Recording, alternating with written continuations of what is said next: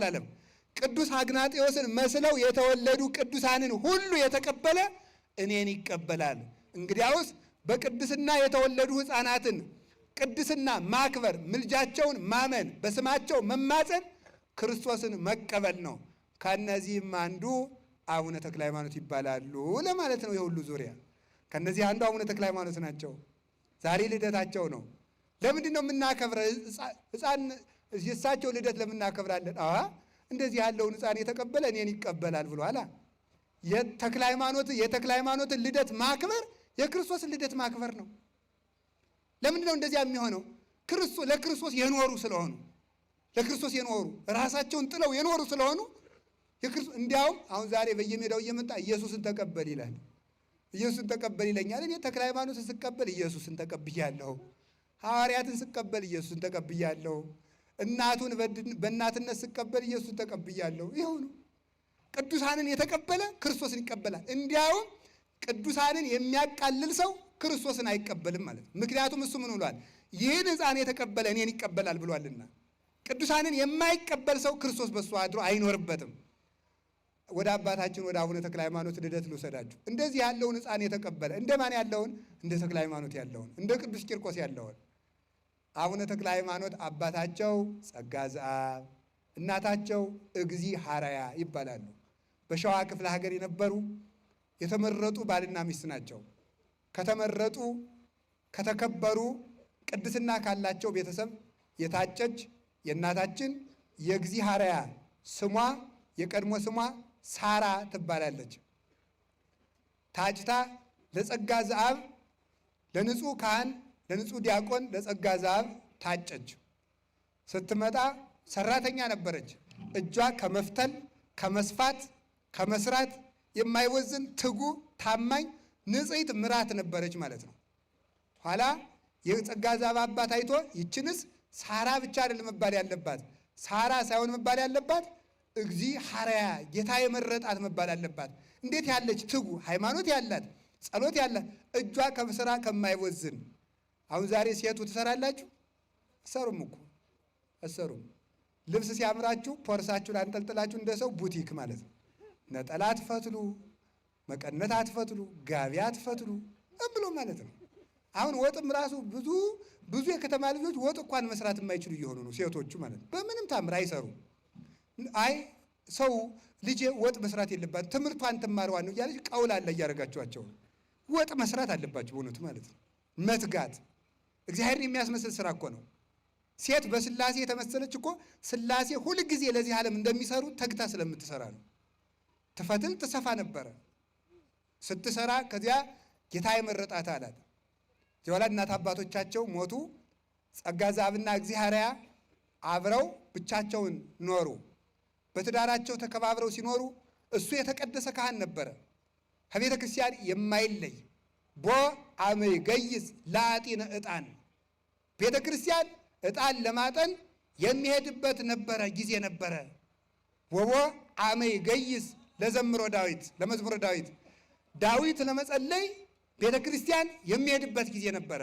ይሄን ሁሉ በቀን ነው የሚያደርገው።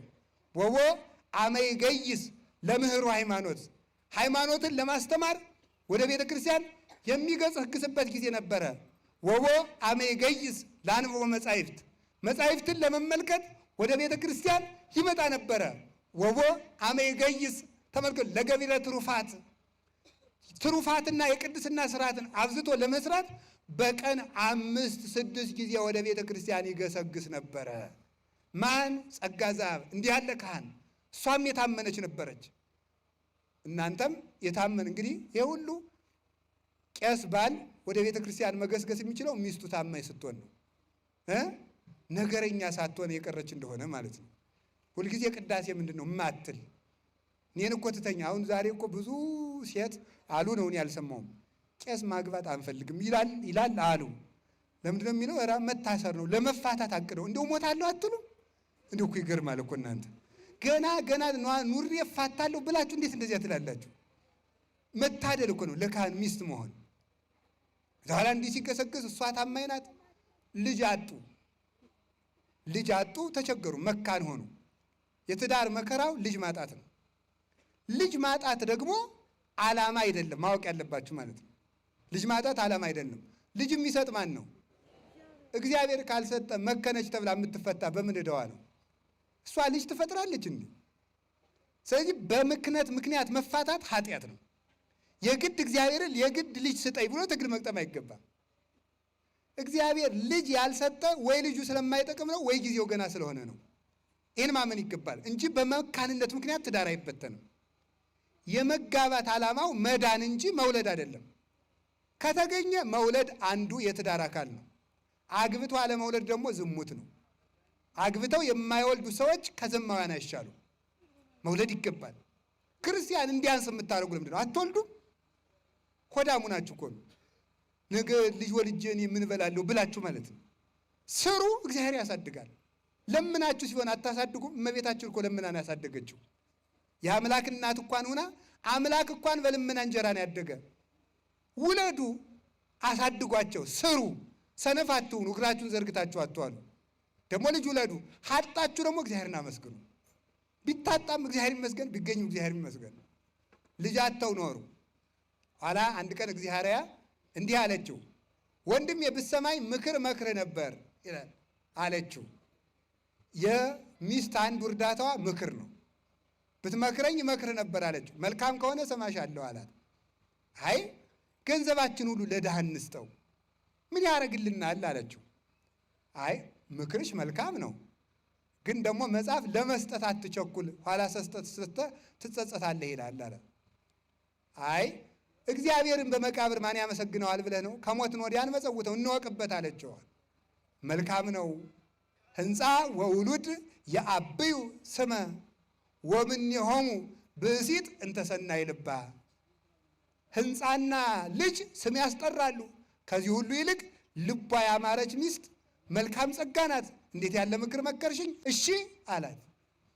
ኋላ ገንዘባቸውን በሙሉ ለድሃ መጸወቱ። ሰራተኞቻችንም ነፃ እናውጣቸው አለቻቸው። ገረድ ሎሌ አይባሉ። እዚያ ላይ ምን አለ? በሉ እንግዲህ ሰራተኞች ሁሉ ነፃ አውጡ።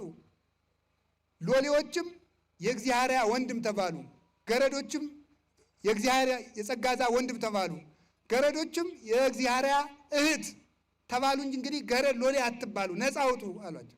ምን አረግነ እናንተ የምንለይ አጥፍተን እንደሆነ ግረፉ እንዳሏቸው። ኧረ አትገረፉም፣ ከወደዳችሁ ከእኛ እንለይም ካላችሁ ልጅ ሆናችሁ ኑሩ እንጂ እንግዲህ ገረድ አይደላችሁም አሏቸው። ነፃ ወጧቸው። ገንዘባቸውን ሁሉ ለድሃ ሰጡ።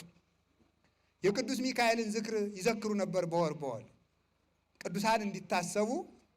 እንዲያው መቼስ የዚህ ዓለም ሰው በደሉ መከራ የቅዱስ ሚካኤል፣ የቅዱስ ገብርኤል፣ የመላእክት በዓል፣ የሰማዕታት በዓል፣ የጻድቃን በዓል ስንል ለምንድን ነው እንደዚህ የሚደረግ? ኦርቶዶክስ በዓል ታበዛለች ይላል። ግን ራሱ ምን ያደርጋል? የኤችአይቪ ቀን ብሎ ያከብራል። አይገርማችሁ?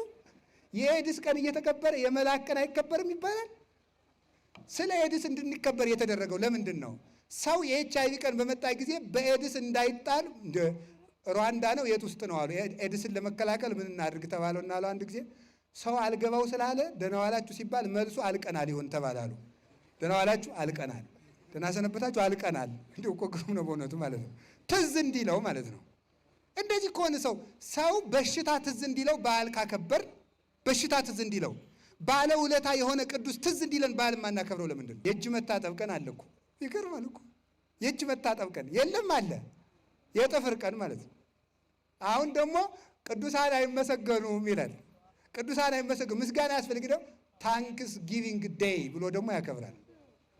የምስጋና ቀን ማለት ነው። የምስጋና ቀን ተብሎ በዓለም አቀፍ ደረጃ ይከበራል።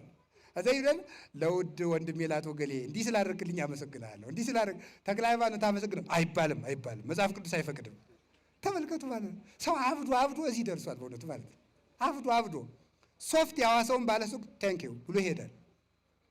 ሀገር ያቀኑ ቅዱሳን ደግሞ ሲታሰቡ ደግሞ ነውር ነው ይላል ማለት ነው። ውለታን መርሳት ዲያብሎሳዊነት ነው በእውነቱ ማለት ነው። ሰው የእናት አባቱን ውለታ እንኳን እንዳያስታውስ እያደረጉት። ሲራክ ምንድን ነው የሚለው? የእናትህን ምጥ አትርሳ ነው የሚለው። የእናትህን ምጥ አትርሳ፣ የአባትህን ድካሙን አትርሳው ነው። ሰው ለእናት አባቱ ግድ እንዳይኖረው ሳናውቀው በብቸኝነት ይሄ በራስ ወዳድነት ራሳቸው የሳይንሱ ሰዎች ኢጎ ነው ምናምን በሚሉት ማለት ነው። በራስ ወዳድነት ተይዞ ከራሱ ውጭ እንዳያስብ እናት አባቴስ ቢሆን ለራሳቸው ብለው ተጋብተው ወለዱ እንጂ ለእኔ ብለው ተጋብተው እንዲል አይምሮ የሌለው ሰው እያፈራን በእውነቱ ማለት ነው። ከቃሉ ጋር ናችሁ። ወስብሐት ለእግዚአብሔር። ይቆየን።